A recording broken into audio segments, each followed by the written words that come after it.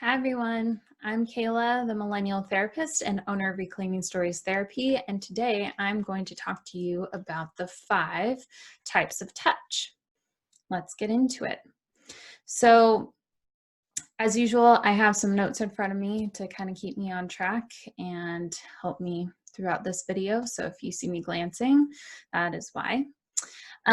So the 5 types of touch, or we also call this non-demand touching or non-sexual touching, that increases to sexual touch, are really important to learn and to remember. I work with a lot of couples that often get stuck in patterns of what they are going to do when they have sex together. That it's usually, we start with this, I touch you here, I touch you there, you touch me here, you touch me there, and then we have some type of intercourse and orgasm, and then we're done. And sometimes not even both people orgasm. So this model of looking at the different types of touch and looking at them as gears, it's a really good metaphor of thinking of shifting through gears. So the first gear being very mild touch, and 5th gear being intercourse. So I'm going to go through all those gears and talk about how you can make your way through those.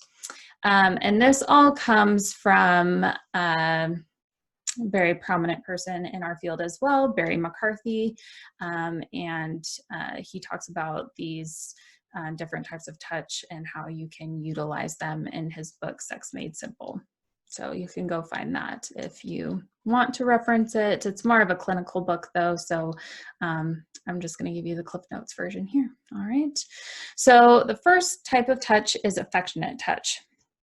And so this is usually with clothes on and very just like mild touching, like holding hands, hugging, kissing, not very sensual. It's just kind of that more loving, affectionate touch. The second one is sensual touch. So this involves non-genital touch, and it can be clothed or semi-clothed, or it can be nude as well. And it includes like a full body rub, like head, neck, or foot rub. It could even be like cuddling on the couch, watching Netflix. So it's a little bit similar to affectionate touch, but your body is a little bit more engaged. It could be situated in like a trust hold. So both partners are kind of or one partner could be like sitting in the other partner's lap, and you're kind of holding each other in a very loving and sensual way where you feel safe and connected. Or it could even be like cradling each other / cuddling when you go to sleep or wake up. So that's kind of moving into sensual touch. The third one is playful touch. And so that is kind of intermixing genital and non-genital touch, while semi-clothed or nude. And it includes like touching in the shower or a bath, a full body massage. It could be seductive or erotic dancing, or playing games such as like strip poker or naked twister or something like that. So it's more playful, a little bit more exposure, and just kind of having a little bit more fun with the types of touch in most of the areas of the body. So the fourth one is erotic touch, and that can include manual, oral, rubbing, or vibrator stimulation. It can be mutual or one way. It can proceed to orgasm or not, or it can be a transition to the next stage. So this is usually where we see most people start out with some type of foreplay. So this is kind of like oral sex, or playing with a vibrator, definitely like genital touching.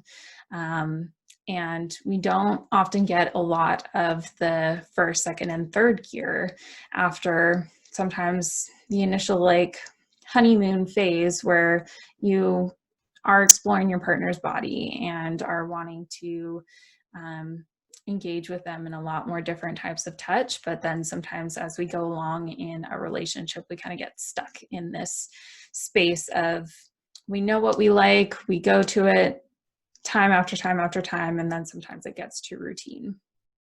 And then the last type of touch, number 5, is intercourse. And so we all are pretty clear on what that means. And, you know, this is not heterosexual intercourse. It can be any type of intercourse, depending on what parts you have. But usually it's, you know, inserting penis into some hole in the body. And so there's 2 big things that we need to remember when we think about intercourse. And the first is that it's a natural continuation of pleasure of all the other types of touch. So we're not going just straight there. Sometimes you do. Sometimes, you know, you are just so erotically charged in a moment and are just ready to go and you just jump right into it. But often when I'm working with couples, that's not the case and has not been the case for a very long time, or it's never been the case. So knowing that it's a continuation of pleasure, and usually the people that are jumping right into intercourse, it's not just like, oh, I just, you know, like finished doing the dishes or something and I have no erotic charge whatsoever, no desire, and then all of a sudden we just jump into intercourse. That usually there's some type of buildup, even if a person was doing it themselves in their head, or you know, maybe they were watching porn or reading a romance novel or something like that, that was getting them prepared for that. So natural continuation, and not a pass-fail performance test, that whatever happens with intercourse, whether people orgasm or not, it's not pass-fail. We just kind of chalk it up to what it's going to be. And if something isn't working right, that's where I usually work with people on how do we cope with that and how do we just kind of brush it off and can go to some of the other types of touch until we can get back to that. Or maybe, you know, that's just what it was for this time and we try again next time. And so then the other big thing to remember with intercourse is we want to transition this touch, again, when you're at higher levels of arousal, that we aren't just jumping right into that.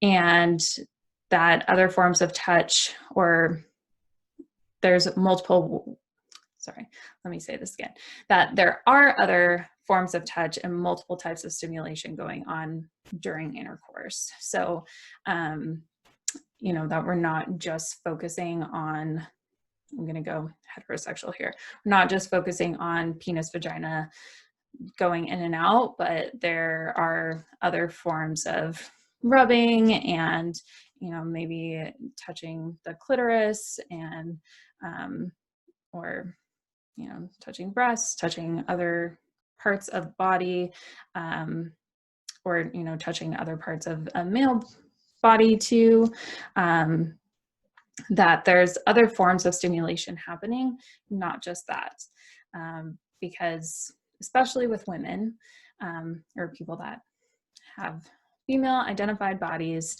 that have vaginas, and clitorises, just penetration alone is not going to usually reach orgasm. Very few women actually are able to just have an orgasm through penetration alone. So it's really important that there are other types of stimulation going on even during penetration to help women, female identified people, reach orgasm. So those are really important to understand and know. So all these things, again, thinking about them in gears. So there are some people that really need to go through all the gears to get up to 5th gear and be in a space where they can feel that spike of arousal to get into intercourse without it being painful, or without it just feeling like this isn't really something that I want to do, but I'm going to do it anyway. Other people can kind of start out more at like level or gear 3 or gear 4, and then go into intercourse. But again, even for those people that are jumping right into intercourse, and if you think back to if you're in a relationship and you're like, well, we used to do that all the time when we first met. When we first meet, our biology is so different than what it is once we are in a long-term relationship, that our hormones are raging and everything is just in heightened modes, so that it is a lot easier to get there in the beginning, and you're craving that person so much more. And that's the beauty of falling in love. But unfortunately, it does put a lot of stress on our bodies, and we're not able to sustain that over a long period of time. So our body recalibrates, and then we have to recalibrate to figuring out, okay, well, it used to be super easy, and it used to be like we wanted each other every day, all the time. And now life is in the way, and now we have to juggle work and sharing household chores and errands and managing money and all these things that are not sexy, or raising kids together as well. So a lot of times people get stuck in the doing life part, and just managing their lives, and don't figure out, okay, how can we then create a different type of sexual relationship between the two of us that isn't this instant desire type relationship, because that's not really how it's going to be anymore. So those are the 5 types of touch and kind of how you can think about them. If you want to know more about that and work with me on those, I would be more than happy to do that. You can find me at my website, reclaimingstoriestherapy.com. You can go to my contact page and fill out my fillable form, or if you are on one of my service pages, my sex therapy service page, I have a fillable form on there too. You can find me on Facebook at Reclaiming Stories Therapy, as well as Instagram at Reclaiming Stories Therapy. And my YouTube channel is the Millennial Therapist -RS for Reclaiming Stories. And that's it for today. So I hope this was helpful and informative. And again, if you are somebody that is struggling with sex in your relationships, please come and talk to me. All right. Until next time, take care, and I will see you in my next video.